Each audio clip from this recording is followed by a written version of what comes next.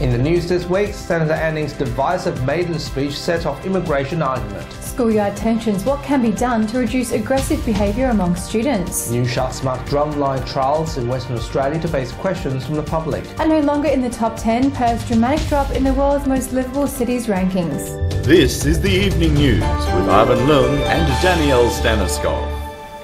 Good evening. Senator Annings' controversial maiden speech in federal parliament has exploded into a massive divisive issue, particularly on social media. Political experts and migration lawyers are writing off his speech as a publicity stunt. But any press is good press. Tana Hannah explores the issue further. Many politicians have condemned Annings for his maiden speech, using an abhorrent choice of words and upsetting a vast majority of the public. But the underlying idea that the Australian government needs to tighten its immigration policies has been overlooked. I think that, it was so controversial and I guess excessive in so many ways that people tended to focus much more on the word rather than the words rather than the ideas, and so he lost a little bit of a capacity to really debate this one carefully. Despite an evident divide online about immigration opinions between younger and older generations, Dr. Ian Cook believes more people are moving towards an anti-immigration position. A lot of politicians are pushing very much reflect the interests and views of older Australians rather than younger Australians. Immigration lawyer Lily Chen believes younger generations need to engage in political conversations more often, especially over contentious societal issues like immigration.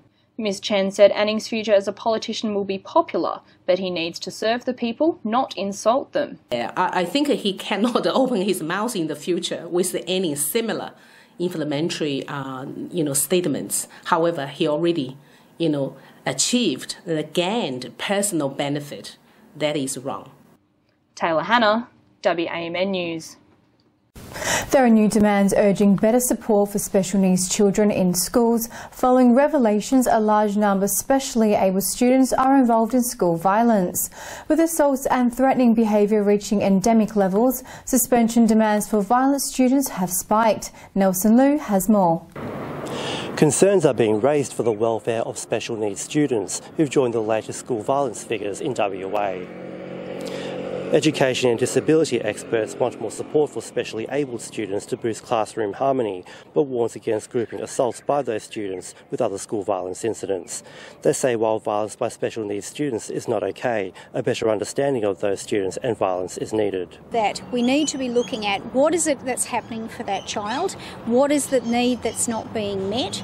Now it comes as figures revealed in Parliament show 26% of special needs students were involved in school violence this year, among 900 cases of school violence occurring in 2018 alone. The Teachers' Union and State Government have drawn a line in the sand, supporting an action plan involving more suspensions for violent students, but it won't be directed at students with a disability. Schools should be safe places, and we will put measures in place. There will be consequences for violence with intent. We are not at this point talking about students with special needs. Experts say support for special needs students has to be considered on a case-by-case basis, but the key factor is funding and whether the state government can provide it. Nelson Liu, WAMN News. The Conservation Council of WA and Fisheries Minister Dave Kelly will be conducting a Q&A to explain how the smart drumline trial will be implemented. A 12-month trial will be undertaken just outside of Gracetown, with possible further implementation of the drumlines after Chief Scientist assessments. Although CCWA does not support the use of drumlines, the Q&A helps to bring out both sides of the argument. Lots of people have an opinion on this subject.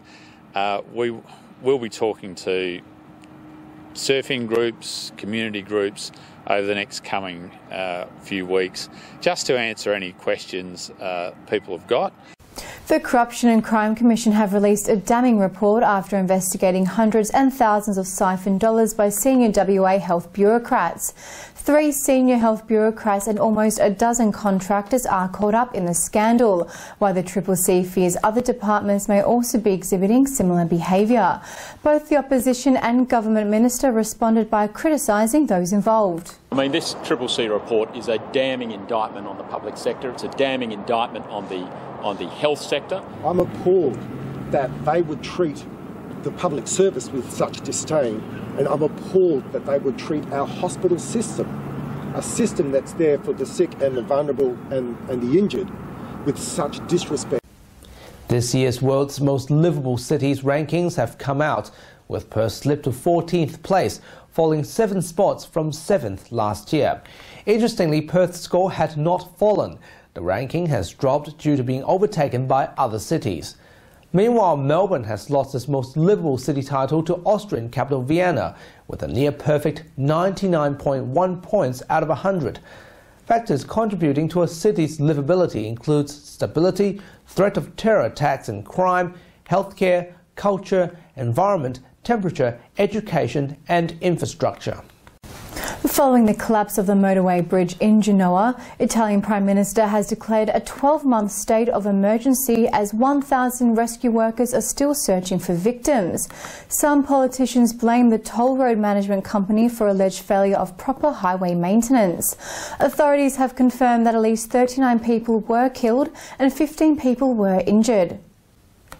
US President Donald Trump has postponed the country's military parade after the cost ballooned to more than $90 million. The military parade to honour World War I soldiers has been moved to 2019 after a spokesperson from the US government confirmed the delay. The parade was originally planned for Veterans Day, including a show of power from the US Air Force.